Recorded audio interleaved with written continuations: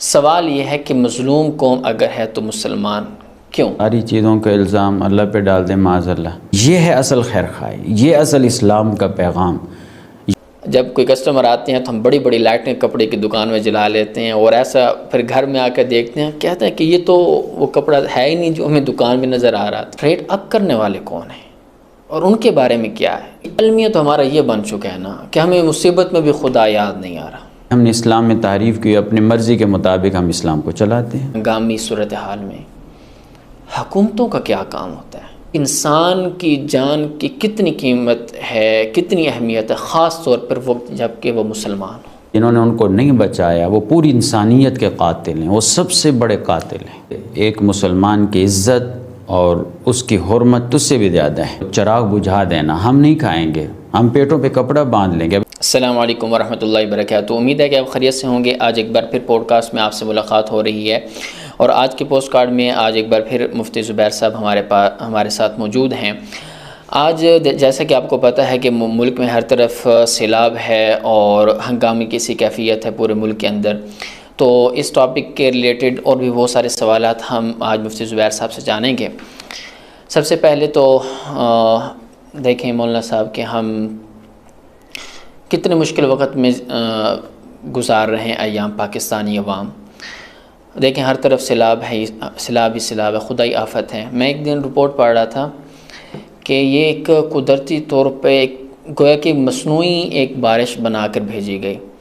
اب واللہ عالم، چونکہ ہم تو سائنسی علوم سے اتنی زیادہ واقفیت رکھتے نہیں، بس یہ کہ کچھ سرچز میں سامنے آ جاتی ہیں تو وہی باتیں ہوتی ہیں کہ چونکہ ہمارا ایشیا ملک ہے، یہ سینٹر میں واقع ہے، اور اس کے ارد گرد چائنا اور یو ایس اے اور دوسرے ممالک میں جو کاربن ڈائی آکسائڈ جو چھوڑتے ہیں آسمانوں کی طرف، جو فیکٹریز سے جو دھواں وغیرہ نکلتا ہے اس سے.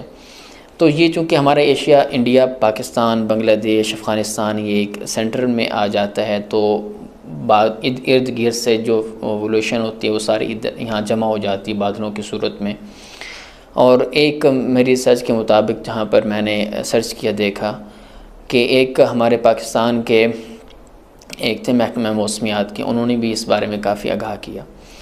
اب یہاں سے مختلف سوالات ہمارے ذہنوں میں کھڑے ہوتے ہیں کہ صرف آیا مظلوم قوم صرف مسلمان ہی ہیں، یا صرف مظلوم پاکستان میں ہی ان کو ملا ہے؟ اگر ہم تو مسلمان ہیں، ہمارا تو عقیدہ یہی ہوتا ہے کہ اللہ کی طرف سے عذاب ہوتا ہے، جو بھی چیزیں آفت ہے. اس میں مختلف سوالات ہیں کہ بالترتیب آپ سے پوچھوں گا کہ سب سے پہلے تو آپ اگر اس بارے میں کچھ روشنی ڈال دیں کہ صرف مظلوم اگر قوم ہے اس دنیا کے اندر تو صرف مسلمان ہی کیوں؟ آپ دیکھیں افغانستان میں کتنا عرصہ جنگ جاری رہی، وہاں پہ بسنے والے مسلمان. فلسطین میں دیکھ لیں، کشمیر میں دیکھ لیں، لبنان، شام، عراق، پوری دنیا میں، حتیٰ کہ پاکستان میں بھی، انڈیا میں. سوال یہ ہے کہ مظلوم قوم اگر ہے تو مسلمان کیوں؟ اس بارے میں بات یہ ہے کہ مظلوم قوم مسلمان کیوں ہے، یہ سوال بڑا اہم ہے.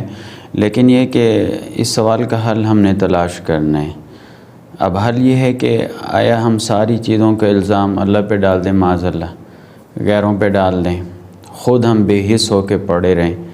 تو یہ جو مسلمان مظلوم ہیں اس میں ہمارا عمل دخل بہت زیادہ ہے.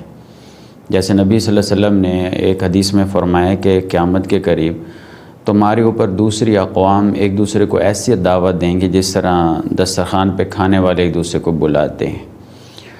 اور تو صحابہ نے عرض کی یا رسول اللہ صلی اللہ علیہ وسلم کیا ہم اس وقت تعداد میں کم ہوں گے؟ آپ نے فرمایا نہیں، تمہاری تعداد تو بہت زیادہ ہوگی، لیکن تم ایسے ہوں گے جیسے سمندر کی جھاگ ہوتی ہے. تو پھر صحابہ نے وجہ پوچھی کہ کیا وجہ ہوگی، یعنی ہم اتنے کمزور، تعداد ہماری زیادہ ہوگی تو لیکن یہ ہے کہ ہم اتنے کمزور کیوں ہوں گے؟ تو نبی صلی اللہ علیہ وسلم نے فرمایا حب الدنیا و کراہیت الموت. ایک تو دنیا کی محبت، دوسرا موت کا ڈر، موت کا خوف. یعنی اس کا جو خلاصہ اور لب لباب ہے، یہ اصل میں تو ابواب الجہاد سے اس کا تعلق ہے. تو جب مسلمان جہاد کو چھوڑ دیں گے، کافروں کے آگے سر اٹھا کے چلنا چھوڑ دیں گے، تو ظاہر ہے کہ پھر انہوں نے تو غلبہ پانا ہے. تو اس میں قصور زیادہ ہمارا ہے. آج المیہ یہ کہ کوئی بھی مسئلہ ہوتے ہیں ہم اللہ پہ الزام ڈال دیتے ہیں معاذ اللہ، یا کسی اور پہ ڈال دیتے، اپنے آپ کو نہیں دیکھتے. قرآن میں اللہ کیا کہتے ہیں؟ ان اللہ لا یغیر ما بقوم حتی یغیروا ما بانفسہم، کہ جب تک ہم اپنے حالات کو چینج نہیں کریں گے تو اللہ ہمارے حالات کو چینج نہیں کرے گا. تو ہم نے حالات کی چینجنگ کے لیے اپنے آپ کو تیار کرنا ہے، تو پھر اللہ کا فیصلہ بھی ہوگا. اور پھر اگر ٹھیک ہے وہ ہمارا قصور ہے، ہم بھی، اگر آپ ویڈیو دیکھیں شاید آپ نے بھی دیکھی ہوں، ابھی گزشتہ کل پرسوں کی بات ہے، سوات کے اندر جو سیلاب آیا، اب ایک گھر تھا وہ گرا. اب وہاں پر تو آپ جانتے ہیں کہ زیادہ تر لکڑی کا استعمال ہوتا ہے گھروں کے اندر بھی، اس کی بناوٹ میں بھی. اب ایک گھر گرا ہے، کنارے پہ تھا دریا کے. اب اتنا خدا کا خوف بھی ہمارے اندر بھی نہیں ہے. اب دیکھیں وہاں پہ بیچارے جن کا گھر گزرا ان کا بھی گرا، ان کو نہیں پتہ کہاں پہ ہیں، لیکن لوگ اتنے جمع ہو گئے اور وہاں پہ ساری جو بھی لکڑیاں، گھر کا سامان، برتن وغیرہ جمع اکٹھا کر کے لے کے جا رہے ہیں. اب اس سے بھی تو اندازہ ہو جاتا ہے کہ ہماری اپنی کتنی بیوقوفیاں ہیں. اور دوسری اس میں یہ ہے کہ جیسے کہ آپ نے ارشاد فرمایا کہ ہمارا کتنا عمل دخل ہے. ایک اور سوال اس میں یہ بھی آتا ہے، ہم دیکھتے ہیں اپنے معاشرے کے اندر مارکیٹس میں آج بھی، اگر آپ مارکیٹ میں جائیں، دیکھیں، وزٹ کریں، ٹماٹر کا کیا ریٹ ہے، آپ کو پیاز کا کیا ریٹ ملے گا، سبزیوں کا کیا ریٹ ہے. بھائی جو چیز ہیں اب اس غلبہ اثار جیسے ہم بولتے ہیں، اگر وہ چاہیے تو ان کا ریٹ اتنا زیادہ بڑھ چکا ہے. اس کے بارے میں آپ کیا کہیں گے؟ اصل میں یہ ہے کہ ہمارے اندر جو خیرخواہی کا جذبہ ہے نا، ہمدردی کا جذبہ، وہ ختم ہو چکا ہے. حالانکہ ایک حدیث میں آتا ہے، مسلم شریف کی روایت ہے، نبی صلی اللہ علیہ وسلم نے 3 بار فرمایا الدین والنصیحہ، دین خیرخواہی کا نام ہے، دین خیرخواہی کا نام ہے، دین خیرخواہی کا نام ہے. تو راوی حدیث کہتے ہیں کہ ہم نے پوچھا یا رسول اللہ کس کے لیے؟ فرمایا للہ، اللہ کے لیے، اس کی کتابوں کے لیے، اس کے پیغمبر کے لیے، اور مسلمان ذمہ داروں کے لیے، اور عام عوام کے لیے خیرخواہی کا جذبہ. ایک میں واقعے سے اس بات کو مزید واضح کرتا چلوں کہ حضرت جریر بن عبداللہ رضی اللہ تعالیٰ عنہ کی روایت ہے، ترمذی جلد ثانی میں ہے کہ میں نے نبی صلی اللہ علیہ وسلم سے بیعت کی ہے نماز قائم کرنے پہ، زکوٰۃ دینے پہ، اور ہر مسلمان کا خیرخواہ ہونے پہ، کہ ہر مسلمان کے ساتھ میں خیرخواہی کروں گا. اب انہوں نے کیسے اس پہ عمل کر کے دکھلایا؟ ایک مرتبہ ان کو گھوڑے کی ضرورت پڑی تو انہوں نے اپنے غلام کو بھیجا کہ گھوڑا خرید کر لاؤ. غلام گیا تو ایک آدمی گھوڑا بیچ رہا تھا، بڑا ٹاپ کلاس کا گھوڑا تھا. تو ڈیلنگ کی تو 300 درہم پہ معاملہ طے پایا. اب پیمنٹ کرنی تھی تو وہ گھوڑے کے مالک کو لے کر حضرت کے پاس آیا. تو حضرت نے جب گھوڑا دیکھا نا، تو گھوڑا تو بڑا ٹاپ کلاس کا ہے، لیکن مالک سستا بیچ رہا ہے، ہو سکتا ہے کوئی مجبوری ہو، کوئی ایمرجنسی ہو. تو حضرت جریر رضی اللہ تعالیٰ عنہ نے اسے کہا کہ کیا آپ اپنا گھوڑا مجھے 400 کا بیچتے ہیں؟ اس نے کہا مجھے اور کیا چاہیے، 300 میں ڈیلنگ ہو رہی ہے تو 400 تو میرے لیے تو اور بہتر ہے. پھر کہا 500 میں بیچتے ہیں.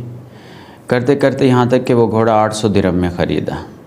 ڈیل ہو چکا تھا 300 پہ، خریدا 800 پہ، معاملہ طے پا گیا، پیمنٹ کر دی، وہ چلا گیا. لوگوں نے کہا حضرت آپ عجیب ہیں کہ آپ کو ایک چیز 300 میں مل رہی تھی، آپ نے 800 میں خریدی، 500 کا اپنا نقصان کیا، لاس کیا. حضرت فرمانے لگے کہ دیکھو میں نے اپنے پیارے محبوب محمد صلی اللہ علیہ وسلم سے بیعت کی تھی کہ میں ہر مسلمان کے ساتھ خیر خواہی کروں گا. تو گھوڑے کی اصل قیمت 800 دینار تھی، تو اگر میں کم دیتا تو یہ خیر خواہی نہیں تھی. ہو سکتا ہے وہ بیچارہ کسی مجبوری سے بیچ رہا تھا، تو اس وجہ سے میں نے 800 درہم میں وہ گھوڑا خریدا ہے. یہ ہے اصل خیر خواہی، یہ اصل اسلام کا پیغام، یہ ہمارا دین ہمیں سکھاتا ہے الدین والنصیحہ، کہ دین خیر خواہی کا نام ہے. آج ہم اسی تلاش میں ہوتے ہیں، کوئی پراپرٹی خریدنی ہو کسی بیوہ کی، کوئی مجبور ہے، کسی نے قبضہ کیا ہوا ہے، مجبور ہے میں سستے داموں مل جائے گے. ایسے آپ دیکھ لیں کہ مشکل حالات میں ہمارے ہاں ریٹ اپ ہو جاتے ہیں چیزوں کے. اب یہ رمضان دیکھ لیں، اب اور کنٹریز میں چلے جائیں جو فارن کنٹریز ہیں، یورپین ہیں، وہاں پہ ان کے جو اپنے فیسٹیول ہوتے ہیں، ان کے اپنے جو مذہبی تہوار ہوتے ہیں، وہاں پہ کتنا مطلب وہ ایک سیل لگا دیتے ہیں، ریٹ ڈاؤن کر لیتے ہیں. لیکن یہ کہ جو چیز اسلام نے ہمیں دی ہے، جو ہمارے مطلب اسلام کی چیز ہے، دین ہمیں یہ سکھاتے خیر خواہی. نبی صلی اللہ علیہ وسلم کہہ رہے ہیں کہ دین خیر خواہی کا نام ہے. آج انہوں نے لے لیا اور ترقی کر گئے، اور آج ہم نے اس کو چھوڑ دیا ہے، ہم ذلت کی زندگی گزار رہے ہیں. وہ جیسے کہ اسی سے آپ نے جو بات کی، اسی سے میرے ذہن میں ایک اور سوال بھی آیا ہے، لیکن اس سے پہلے میں آپ کو آپ نے خیر خواہی کا نام لیا، آپ صلی اللہ علیہ وسلم کی حدیث مبارک سنائی. اسی سے مجھے حضرت امام اعظم ابو حنیفہ رحمۃ اللہ علیہ کے واقعہ یاد آ رہے ہیں کہ ایک مطلب وہ تو آپ مشہور ہے، عوام الناس کو بھی پتہ ہوگا کہ وہ ایک کپڑے کے تھان میں نقص تھا، اور وہ پھر جو خرید کر گیا تھا بھئی اس کو دھوکہ نہ ہو جائے، بتایا اتنی خیر خواہی تھی. ایک اور واقعہ جو میں آپ بتانا چاہتا ہوں کہ ایک مرتبہ کہ موسم خراب ہو گیا، جو دکان کا بند کرنے کا ٹائم تھا وہ تو ابھی بہت ٹائم پڑا تھا، ابھی عصر کا ٹائم تھا. جیسا کہ ہمارے یہاں ہوتا ہے، موسم خراب ہوتا ہے تو ایک اندھیرا سا چھا جاتا ہے. انہوں نے ملازم کو کہا کہ دکان بند کر دو. ملازم نے کہا کہ بھئی ابھی تو ٹائم پڑا ہے. تو آگے سے ان کا جواب سن کر بڑی حیرت ہوتی ہے ہمیں، جذبہ دیکھتے ہیں ہم کیا کہ کیسے انہوں نے مسلمان کو دھوکہ دینے سے بجائے. وہ کہتے ہیں کہ واقعے میں یہ لکھا ہے کہ انہوں نے کہا کہ دکان بند کر دو، کوئی ایسا نہ کوئی کسٹمر آئے اور اپنی پسند والی چیز کے بجائے ایسی چیز لے جائے جو اسے ناپسند ہو اور اسے پتہ نہ چلے اور دھوکہ نہ ہو جائے. ہمارے ہاں کیا ہوتا ہے، ہم بازاروں میں جاتے ہیں، جب کوئی کسٹمر آتے ہیں تو ہم بڑی بڑی لائٹیں کپڑے کی دکان میں جلا لیتے ہیں، اور ایسا پھر گھر میں آ کر دیکھتے ہیں، کہتے ہیں کہ یہ تو وہ کپڑا ہے ہی نہیں جو ہمیں دکان میں نظر آ رہا تھا. ہم تو دھوکہ دینے کے لیے ایسی لائٹوں کا انتظام کرتے ہیں. اور اس میں جو آپ نے بات کی کہ رمضان شریف میں چیزیں مہنگی ہو جاتی ہیں، اب مشکل حالات ہیں، اس میں ریٹ اپ ہو جاتے ہیں. اس سے تو ریٹ اپ کرنے والے کون ہیں اور ان کے بارے میں کیا ہے کہ اس سے تو جیسے کہ ذخیرہ اندوز ہو گئے، جو مارکیٹس میں سے مال اٹھا لیتے ہیں، شارٹ ہو جاتا ہے، سٹاک کر لیتے ہیں. ان کے بارے میں آپ کیا کہیں؟ اس میں یہ ہے کہ جو ریٹ اپ کرنے والے ہوتے ہیں وہ ظالم ہیں. اب دیکھنا نبی صلی اللہ علیہ وسلم کے اس کے بارے میں واضح ہدایات موجود ہیں. مثلا آپ مارکیٹ میں جا کے باقاعدہ چیک کیا کرتے تھے کوئی دھوکہ تو نہیں کر رہا، کوئی مطلب کسی مسلمان کو نقصان تو نہیں پہنچا رہا. آپ نے تو صحابہ کی عملی تربیت کی. ظاہر ہے کہ اس وقت جو کسٹمر تھے وہ بھی صحابہ تھے، اور جو مطلب دکاندار تھے وہ بھی صحابہ تھے. تو اب ایک دفعہ نبی صلی اللہ علیہ وسلم منڈی میں جا رہے تھے، غلہ منڈی، تو ذخیرہ پڑا ہوا تھا. آپ نے ایسے اندر ہاتھ ڈالا تو اندر سے بھیگی مطلب گندم تھی، جو بھی چیز تھی وہ بھیگا ہوا مال نکلا، اوپر بالکل خشک تھا. تو آپ نے فرمایا من غش فلیس منا، جو مسلمان کو دھوکہ دے گا اس کا ہم سے کوئی تعلق نہیں، مطلب وہ مسلمان ہے ہی نہیں. تو اسی طرح نبی صلی اللہ علیہ وسلم نے ایک حدیث میں آتا ہے کہ نبی صلی اللہ علیہ وسلم، اب یہ بھی دیکھنا خیر خواہی ہے کہ نبی صلی اللہ علیہ وسلم نے فرمایا کہ کسی کے سودے پہ سودا نہ کریں. یعنی کسی نے ڈیل کر لی یا ڈیلنگ ان کی چل رہی ہے، ان کے ڈیلنگ پہ آپ ڈیل نہ کریں. جیسے کوئی پراپرٹی ہے، کوئی چیز ہے، کوئی خرید رہا ہے. اب ظاہر ہے کہ یہ ڈیل کیوں؟ اس لیے کہ تاکہ ریٹ اپ نہ ہو. آپ دیکھیں ڈیل ہو رہی ہے، اس نے کم ریٹ لگایا، آپ زیادہ لگائیں گے تو اسے ریٹ اپ ہوگا پھر. اور تو یہ ہے کہ مارکیٹ میں ریٹ اپ ہوگا تو یہ اچھی بات نہیں ہے. ظاہر ہے کہ کسٹمر کا نقصان ہے، یہ خیر خواہی نہیں ہے. تو یہ گویا ظلم کے زمرے میں آتے. تو آپ نے فرمایا کوئی کسی کے ڈیل پہ ڈیل نہ کرے. ایسی اس حدیث کے ساتھ ٹچ ایک اور مسئلہ بھی ہے کہ اگر کہیں پہ نکاح کے لیے پیغام بھیجا ہے تو جب تک وہ بات چیت کمپلیٹ نہ ہو یا سائڈ پہ نہ ہو جائیں تو اس وقت تک آپ وہاں پہ نکاح کا پیغام نہ بھیجیں. جی تو یہ اب دیکھیں یہ کیا ہے کہ پہلے جو حصہ ہے ڈیل والا کہ اس میں ریٹ اپ نہ ہو، کسی مسلمان کا نقصان نہ ہو. تو آج وہی بات ہے نا، بات وہی آ جاتی ہے کہ آج ہمارے اندر سے خیر خواہی ختم ہو گئی. ہمارے مطلب یہ کہ ہم مسلمان ہیں، ہمارے اندر اسلام نہیں ہے. آج مسلمان تو دیکھے جا رہے ہیں لیکن اسلام نہیں دیکھا جا رہا ہے. اسلام یعنی اگر ہم اسلام کا مطالعہ کریں تو ایسا پیارا دین ہے کہ انسان عش کر اٹھتا ہے کہ ایسی پیاری تعلیمات اسلام کی لیکن غیروں نے اپنا لی ترقی کر کے، اور آج ہم نے ان کو چھوڑ دیا ہے۔ آج تو ہم نام کے مسلمان رہ گئے۔ نام کے مسلمان کیسے اپنے اسلام کو اپنے اندر سے ہی فالو کر سکتا ہے؟ اب دیکھیں، ویسے بھی مصیبت میں خدا یاد آتا ہے، لیکن المیہ تو ہمارا یہ بن چکا ہے نا کہ ہمیں مصیبت میں بھی خدا یاد نہیں آ رہا، ہمیں مصیبت میں بھی خدا یاد نہیں آ رہا۔ آج بھی اگر جیسے آج کل کیا کیفیات ہیں، ایک اور معذرت کے ساتھ، پتہ نہیں اب جو ہمارے ناظرین ہیں دیکھنے والے، اگر ان کے بھی دل نہ دکھے تو یہ جتنے ٹرسٹ والے جو احباب ہیں، کتنی ہماری NGOs ہمارے ملک میں کام کر رہی ہیں۔ میں آپ کا اگر نام آپ کے سامنے ذکر کروں تو بہت سارے ہیں۔ الخدمت فاؤنڈیشن ہے، JDC ہے، بیت السلام ہے، سیلانی والے ہیں، البرہان ویلفیئر ٹرسٹ والے ہیں، انصار الاسلام والے ہیں، اور بھی اس کے علاوہ بھی چھوٹی بڑی مختلف فلاحی ادارے کام کر رہے ہیں۔ تو ہمیں شکایات پہنچتی ہیں، کچھ واقعات بھی دیکھنے کو ملتے ہیں، سب کے نہیں کہہ رہا، کسی ایک کا کہہ رہا کہ جو ان کے پاس یہ مال ملتا ہے غریبوں میں تقسیم، حاجت مندوں میں تقسیم کرنے کے لیے، اگر مثال کے طور پہ 100 روپے ان کے پاس پہنچتے ہیں تو وہ اس میں سے 100% تقسیم نہیں کرتے، 50% یا اس سے کم تقسیم کرتے ہیں۔ اس کے بارے میں آپ کیا کہیں گے؟ بات یہ ہے کہ کچھ تو ایسے ادارے ہیں، مطلب ایسے NGOs ہیں کہ جو باقاعدہ جہاں پہ علماء کام کر رہے ہیں، وہ تو الحمدللہ ان پہ اطمینان ہے کہ وہ چیز اپنی جگہ پہنچاتے ہیں، کوشش ہوتی ہے ان کی، باقی کمزوری ہر انسان میں ہے۔ باقی جہاں تک جتنے رفاہی ادارے ہیں، لبرل جو ہیں، اب جیسے جو فنڈ ریزنگ بہت زیادہ کرتے ہیں، جن میں اب چھیپا ہو گیا، اسی طرح ایدھی ہو گیا، سیلانی والے ہو گئے، اور JDC ہو گیا، تو یہ اور جتنی جو NGOs ہیں، کوئی آج وہاں ضرورت مندوں تک نہیں پہنچا، سیلاب زدگان تک نہیں پہنچا۔ ہاں جہاں علماء تھے، جیسے البرہان ہے، اور اسی طرح انصار الاسلام ہے، اور بیت السلام ٹرسٹ ہے، JUI والے ہیں، تو الخدمت فاؤنڈیشن ہے، تو یہ لوگ وہاں پہ پہنچے ہیں۔ مطلب مذہبی لوگ جو دین کا مطلب جن سے دین کا تعلق ہے یا نسبت ہے، وہ لوگ پہنچے مشکل حالات میں، ان کے مطلب جو مجبور تھے ان کے پاس پہنچے، ان کو سہارا دیا، لیکن باقی کوئی بھی نظر نہیں آیا۔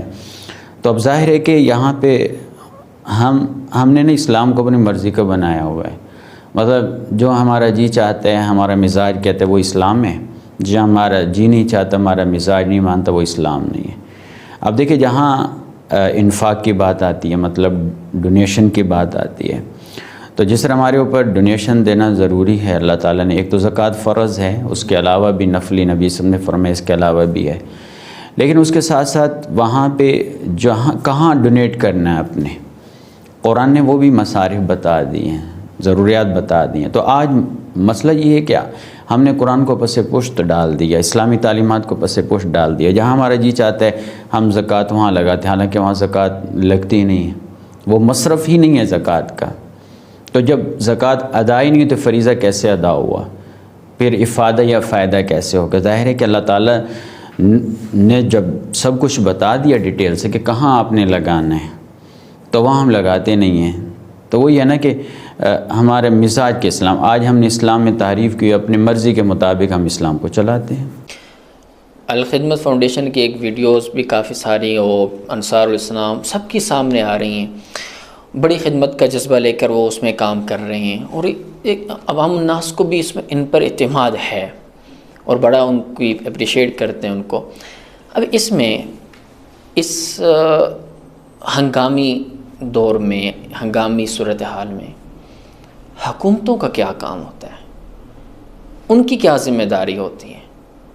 اگر ان کی اس بارے میں ہم سمجھتے ہیں، میں سمجھتا ہوں کہ ان کی بنیادی طور پہ ذمہ داری حکومت کی ہوتی ہے، لیکن ہمیں یہ وہ کام کرتے ہوئے نظر نہیں آتے۔ آپ کے سامنے ہے کہ جیسا کہ ہمارے کوہستان کے اندر وہ 5 نوجوان پھنس چکے تھے، اور بھی بہت بے شمار اس طرح کے سامنے آئی ہیں چیزیں۔ تو اس بارے میں حکومت کو کیا کرنا ہوگا؟ وہ کیسے اپنے آپ کو صحیح کر سکتی ہے؟ اس میں ہمارے سوشل میڈیا میں تو یہ بات بہت گردش کر رہی ہے کہ جب MNAs کو خریدنے کا وقت ہو تو اس وقت تو ہیلی کاپٹر جہاز چلتے ہیں، لیکن جب ہمیں جان بچانے کا جب وقت ہو تو اس وقت یہ چیزیں ناپید ہو جاتی ہیں۔ تو ایک انسان کی جان کی کتنی قیمت ہے، کتنی اہمیت ہے، خاص طور پر وہ جب کہ وہ مسلمان ہو۔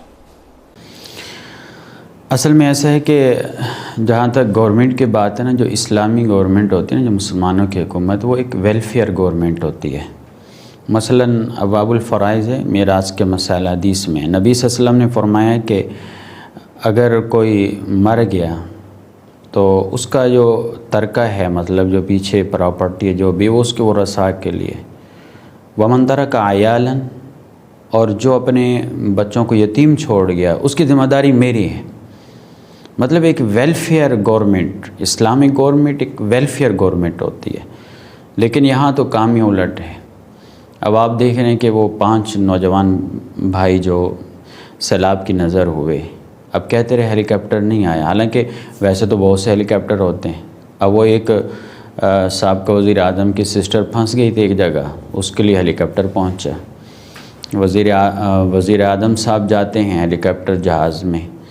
اچھا، اسی طرح اور کتنے مطلب پرائیویٹ ہیلی کاپٹر ہیں۔ پھر ہم دیکھتے ہیں کہ ہماری قومی تہواروں پہ اتنا ہیلی کاپٹر نظر آتا ہے، وہ کہاں غائب ہو گئے تھے؟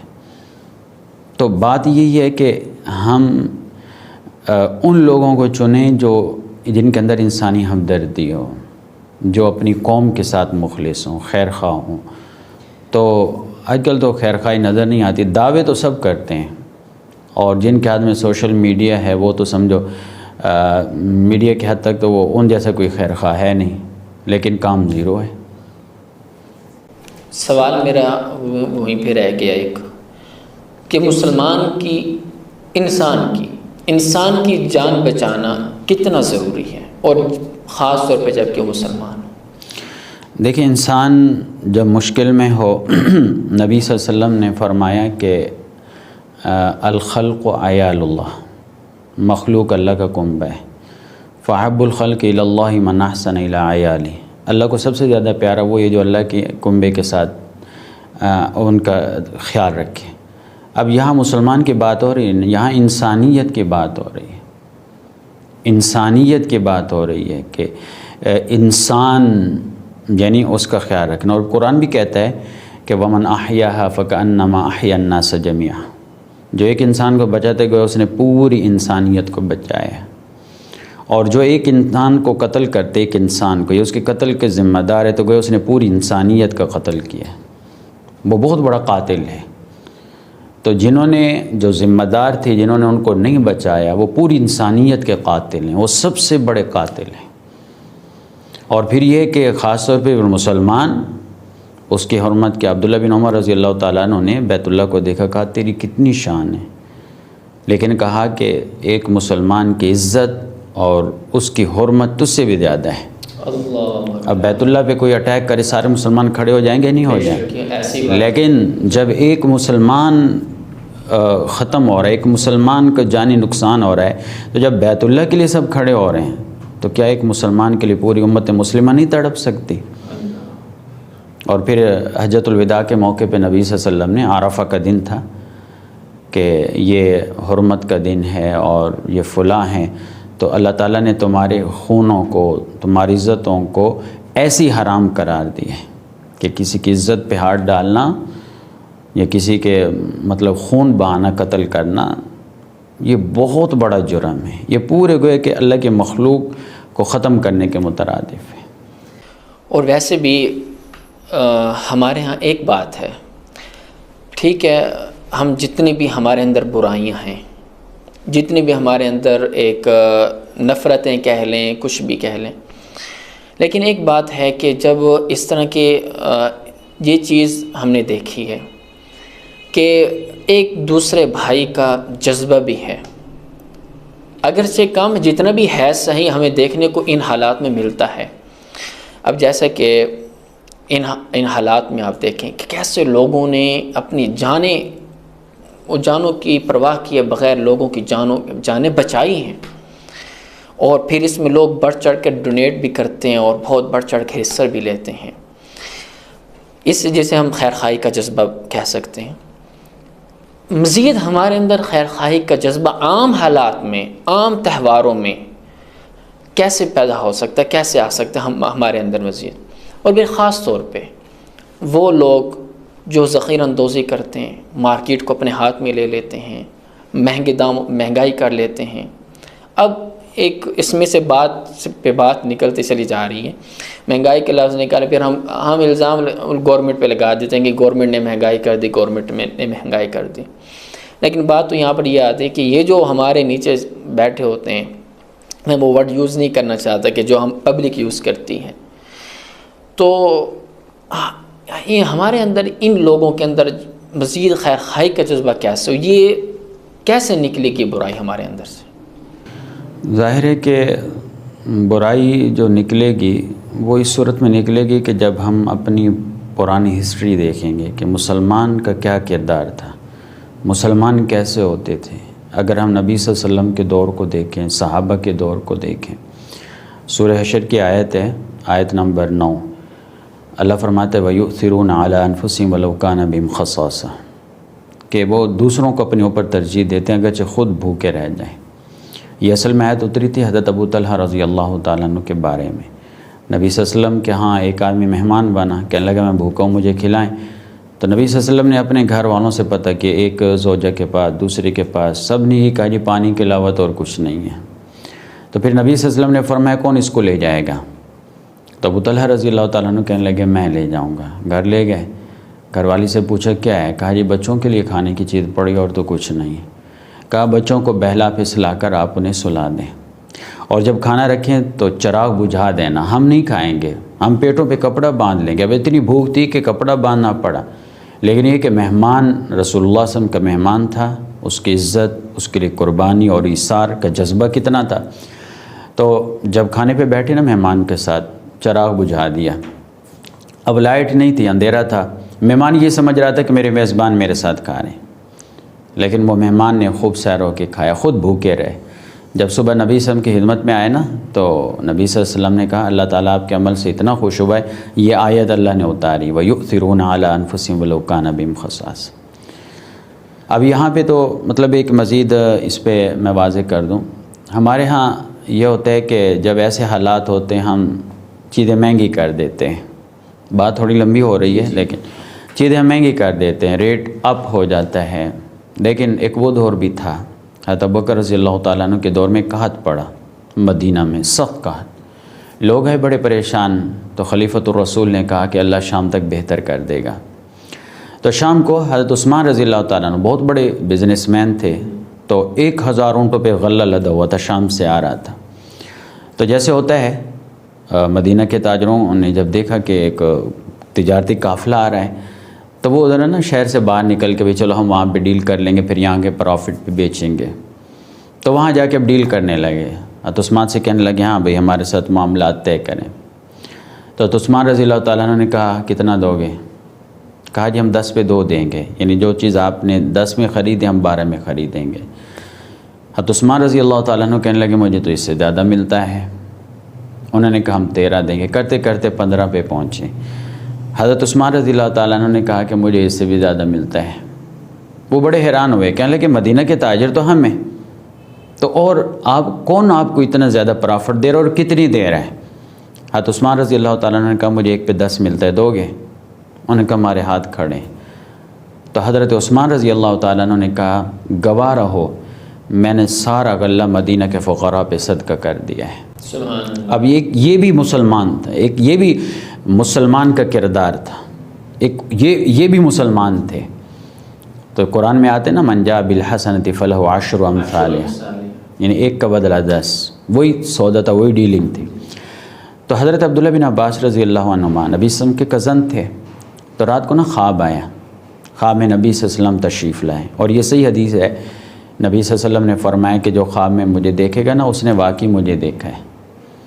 تو حضرت عبداللہ بن عباس رضی اللہ تعالیٰ عنہ کہتے ہیں کہ میں نے نا خواب میں دیکھا نبی صلی اللہ علیہ وسلم نے ایک ترکی گھوڑے پہ سوار ہیں اور نور کا لباس پہنے ہوئے ہیں، بڑی جلدی میں نے کہا یا رسول اللہ صلی اللہ علیہ وسلم میں تو آپ کے لیے بڑا تڑپ رہا تھا، آپ کی یاد ستا رہی تھی۔ آپ نے فرمایا مجھے ابھی جلدی ہے کیونکہ جنت میں عثمان نے جو کام کیا ہے نا، اللہ تعالیٰ نے اس کے بدلے جنت کے ایک حور سے شادی کی ہے، تو میں اس محفل میں اس پروگرام میں جا رہا ہوں۔ تو ایک یہ بھی اس مسلمان کا چہرہ ہے، ایک یہ بھی مسلمان ہے، اور ایک آج ہم اس دور کے مسلمان۔ تو ظاہر ہے کہ جب ہم اپنی ہسٹری دیکھیں گے تو پھر ہمارے اندر جذبہ پیدا ہوگا۔ مفتی صاحب ماشاءاللہ آپ سے آج بہت مزہ آ رہا تھا باتیں کرتے آج ہوئے، ویسے کافی لمبی ڈیٹیل سے بات اور ہوئی، بہت مزہ آیا، اچھی باتیں ہوئیں، دل تو نہیں کر رہا مجلس کو برخاست کرنے کے لیے، لیکن ناظرین آپ کا بھی تو ہم نے لحاظ رکھنا ہوتا ہے۔ اگر آپ ہمیں سپورٹ کریں گے، چینل کو سبسکرائب کریں گے، ویڈیو کو لائک کریں گے، زیادہ سے زیادہ شیئر کریں گے، اچھی سے اچھی ویڈیوز، اچھی سے اچھی باتیں آپ کے فائدے کے لیے، ہم سب کے فائدے کے لیے آپ کے سامنے اسی طرح لاتے رہیں گے۔ اسی کے ساتھ مجھے اجازت دیجیے، چینل کو سبسکرائب کریے، انشاءاللہ ملتے ہیں نیکسٹ ویڈیو میں۔ اللہ حافظ۔